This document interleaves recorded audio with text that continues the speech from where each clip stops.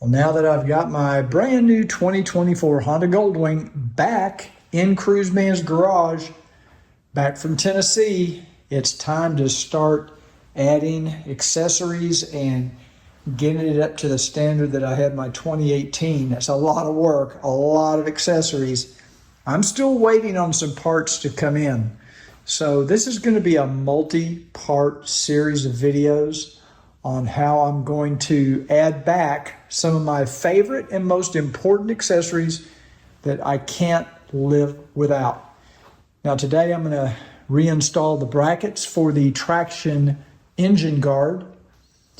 I'm going to do my first oil change, and I'm going to move these highway pegs back to fit me a little bit better. So let's get started. This video is sponsored by Cruiseman's Garage Honda Goldwing Maintenance Video Series. Also, one of the things I switched over at Southern Honda Power Sports before I left Tennessee were my FOBO TPMS tire pressure sensors. You'll notice I changed from the silver to the black to kind of match these black wheels that Honda has. Now, I always keep everything in a Ziploc bag, as you can see here. Front engine bolts. And I'm going to put the factory bolts here in the front bag. I've got another bag in the back. I've already swapped out the bolts in the rear. So I keep those in a separate bag. So I've got front and rear. I don't have to, but I did because, you know, 2 years from now, who knows? I'll forget which one's the front, which one's the rear. So I like to keep them separate. We're ready to put back our cowl.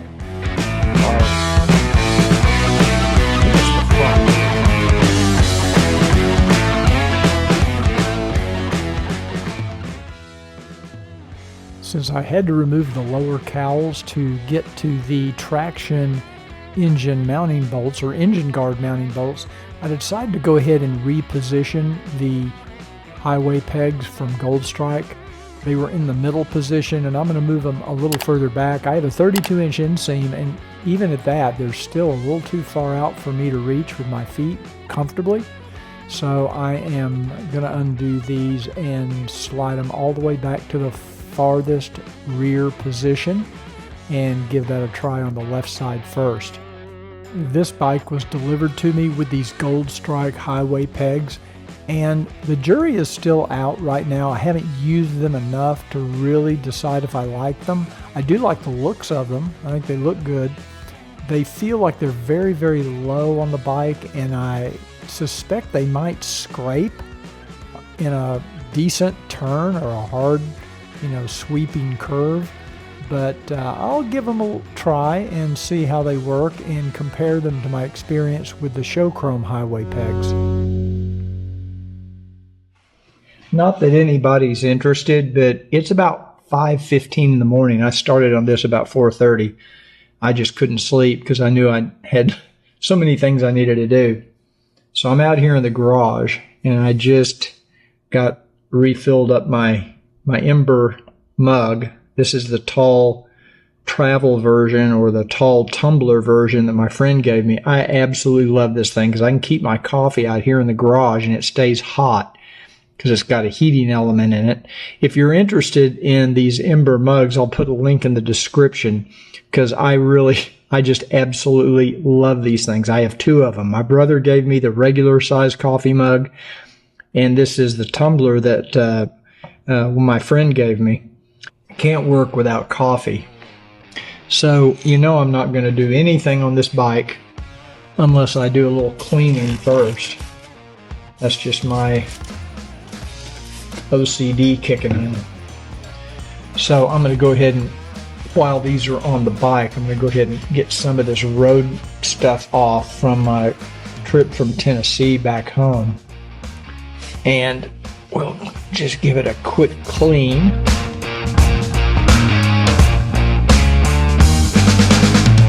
I'm just using an all-purpose cleaner from Amway, nothing special.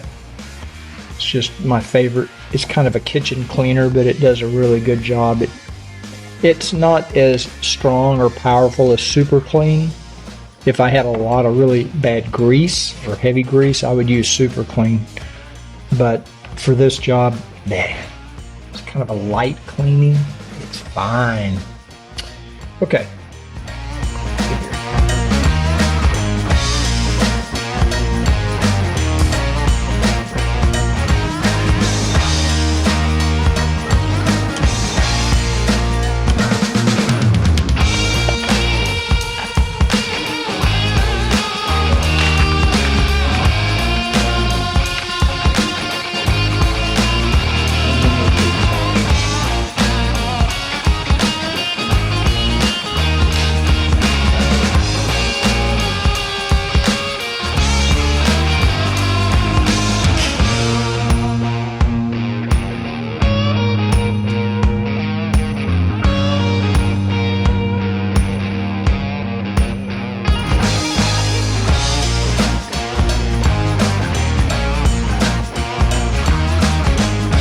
Here's something I can show you that might be interesting.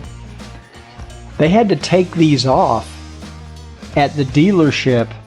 They had to take these side covers off. These lower cowls off at the dealership to install these foot pegs.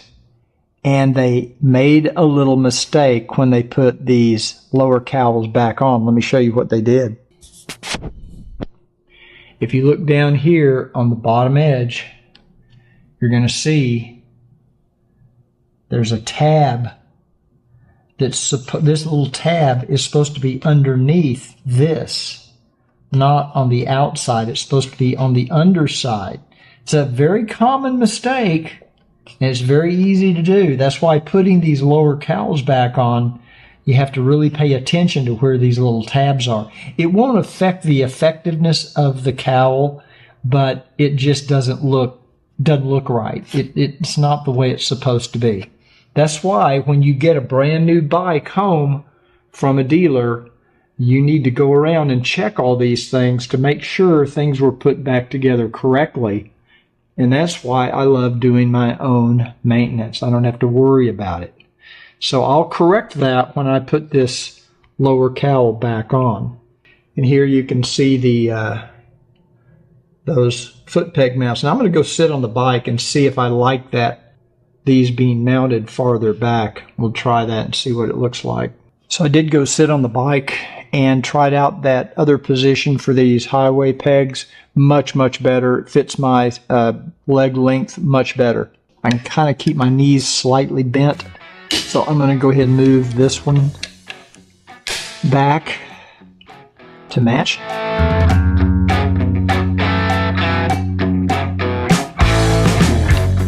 Yeah, this is going to make a big difference. I have not had highway pegs since I tested and reviewed the Aero pegs from Rivco. And the reason I took them off, I really liked them. I thought they were very comfortable. The reason I took them off is because every time I did any work on the engine and had to remove my lower cowl, I had to go through the process of removing those pegs. And it was quite an ordeal when you're trying to make a video. Every time you have to remove your highway pegs just to make a video, it was kind of a pain. Okay, now we'll take off this other 8mm bolt and we'll be able to get access. Once we get this lower inner cowl off, we'll be able to get access to our engine brackets for our traction. Oh, you know what I forgot?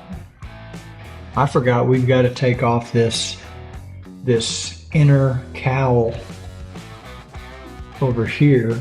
I'll show you. I forgot about that. That has to come off. This piece here has to come off too.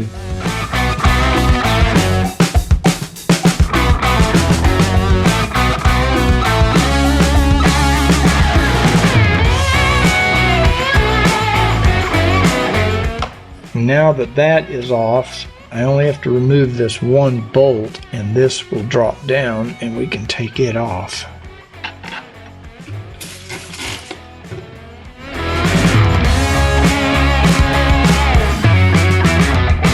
I never put a part back on the bike dirty. I always clean everything before I put it back on. And that really helps the bike just stay clean. I clean the back side, the front side. I usually clean every part. So that part's ready to go back on.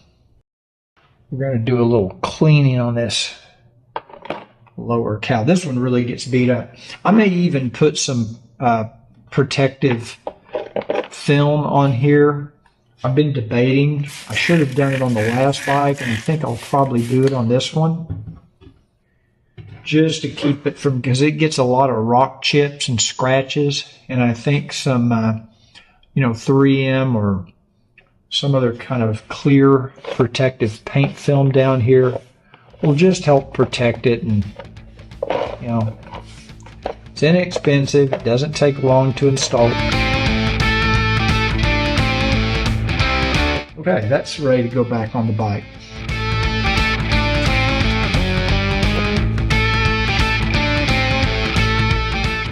Okay, so now the front bracket for this traction engine guard. Let's see. It's been a while since I've done this, so I have to remember exactly how it goes. So these are the two bolts on the front of the engine that we got to get rid of to install our bracket here from Traction. And we'll use Traction's hardware. Now you might be wondering why I am installing these accessories and splitting my makeover video into several videos. I don't have everything in yet. All of my accessories are not in that I'm going to be putting on this bike. But I did want to get the engine guard on because I think it's that important. Now today I'm only going to put the brackets in. I'm not going to put the plate on, the guard itself, because I'm going to do an oil change. The bike has about 850 miles. I would normally do the first oil change at about 600 miles, just because that's my own personal thing. I like to change the oil on a new engine early, just in case there's any little metal shavings or machining from the factory that end up in the oil. I like to get those out of there and get fresh oil in. Okay, let me get my new bolts. Hang on. At this point, the battery on my camera died, and I didn't know it until later. But I did go ahead and get those brackets installed front and rear, and I went ahead and held off on putting on the traction plate or the engine guard, because I am going to do an oil change in the morning. I also want to point out that I let the bike sit overnight so it was completely cool before I install these engine guard mounting plates or mounting brackets to the engine. I think it's a good idea to have the engine completely cold before you install these brackets. Okay, I think we all know what this means.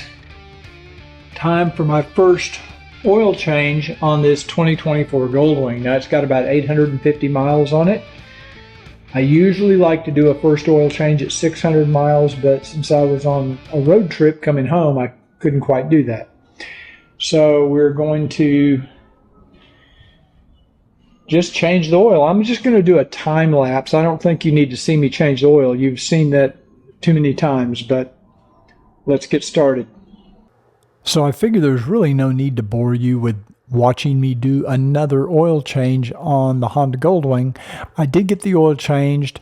I had an issue with the oil filter I'll tell you about in the next video. First time in 20 years of owning Goldwings and working on Goldwings that I've had this issue, and I think you're going to be surprised.